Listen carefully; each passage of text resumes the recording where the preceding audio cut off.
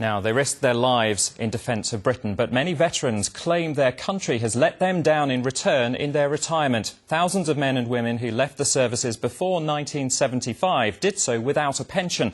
Today, veterans now in their 60s or older from across Sussex, Surrey, Hampshire and Kent lobbied the Liberal Democrat Conference in Brighton.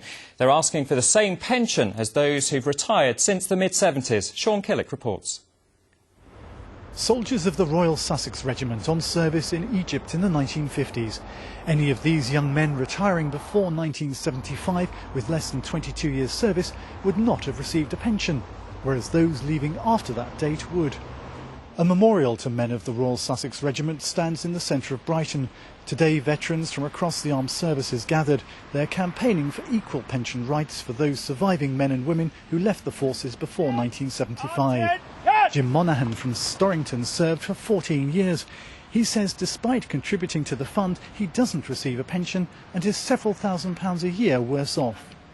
There's a lot of hardship around. Obviously there are those who did well courtesy of the services, but there are a lot who are in hardship, living on the breadline.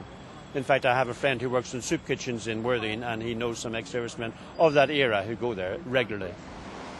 After 2 minutes silence, the veterans battled the elements to lobby delegates at the Liberal Democrat Conference. They say they're angry Nick Clegg backed them while in opposition, but has since not replied to their letters. We do have on record a very supportive letter from Nick Clegg saying he would pursue this injustice on our behalf.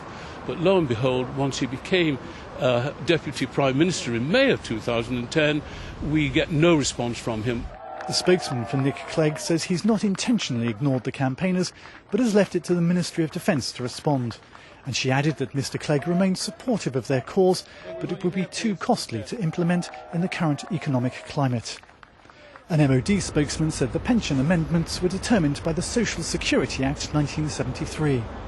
These changes were not made retrospective. Individuals receive the benefits in accordance with the scheme rules in place at the time of their retirement.